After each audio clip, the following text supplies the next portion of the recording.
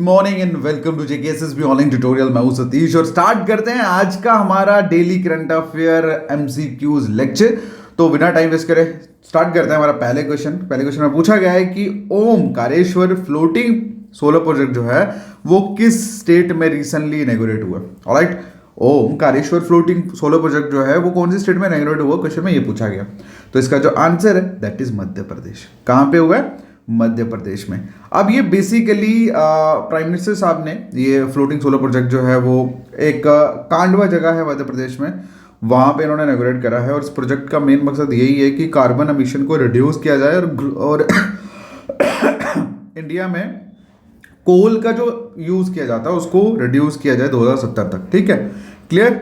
और next question की अगर हम बात करें, क्वेश्चन में पूछा गया है कि बताइए किलुआ वॉल्केनो जो है is located in which country. ठीक है, किलुआ वॉल्केनो कौन सी कंट्री में लोकेटेड है? तो आंसर है इसका हवाई। ठीक है, हवाई एक जगह है यूनाइटेड स्टेट्स ऑफ अमेरिका में, वहां पे ये लोकेटेड है।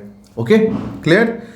चलिए अब मोस्ट इंपॉर्टेंट चीज इसमें क्या है, ये बेसिकली आपके स्टैटिक जीके का भी पार्ट है। ये इसलिए है क्योंकि ये वर्ल्ड का मोस्ट एक्टिव वॉल्केनो है जो फिर से मतलब यहाँ पे इरप्शंस हुआ है।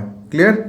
चलिए अगला जो क्वेश्चन है पूछा गया है कि बताइए प्रधानमंत्री राष्ट्रीय बाल पुरस्कार जो है 2024 का is instituted by which ministry. तो कौन सी मिनिस्ट्री जो है वो इस पुरस्कार को इंस्टीट्यूट करती है, मतलब इसको बनाती है। तो इसका जो आंसर है that is ministry of women and child development. क्या है? Ministry of women and child development. Okay, clear है।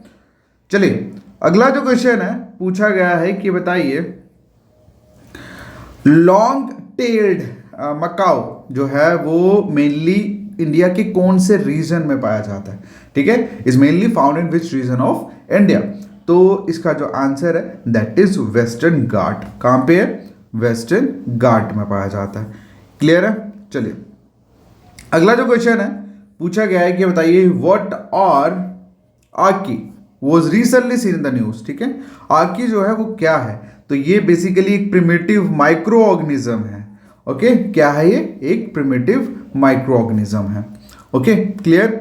चलिए नेक्स्ट अगर हम बात करें नेक्स्ट क्वेश्चन की, पूछा गया है बताइए where was the international conference on nature based solution, जिसे शॉर्ट में एनबीएस भी बोला जाता है, हेल्ड इन इंडिया। मतलब इंडिया में कहाँ पे nature based solution international conference जो है वो हेल्ड हुई। तो इसका जो आंसर है दैट इज गुवाहाटी। कहाँ पे हुई थी?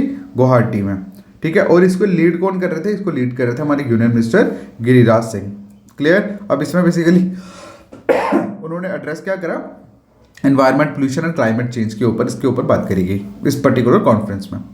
अगला जो क्वेश्चन है पूछा गया है कि बताइए रीसेट प्रोग्राम जो है is an initiative of which ministry. Reset जो है वो किस मिनिस्ट्री का इनिशिएटिव है?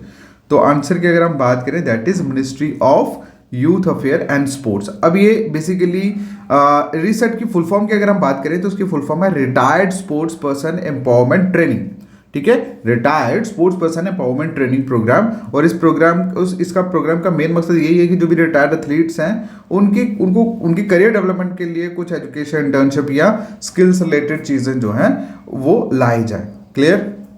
उसके बाद अगला जो क्वेश्चन है पूछा गया है कि बताइए टिकर ट्राइब जो है मेनली कहाँ पे किस स्टेट में पाई जाती है? ठीक है, टिकर tribe is primarily found in which state. तो इसका जो आंसर है दैट इज नागालैंड।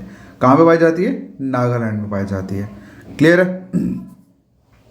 उसके बाद अगला जो क्वेश्चन है पूछा गया है बताइए international solar security association was establish under which organisation. International social security जो एसोसिएशन है वो किस ऑर्गेनाइजेशन के अंडर जो है वो एस्टेब्लिश्ड हुई? तो इसका जो आंसर है that is international labour organisation. किसके अंदर है? इंटरनेशनल लेबर ऑर्गेनाइजेशन, जिसे शॉर्ट में आईएलओ भी आप लोग बोल सकते हैं। क्लियर है।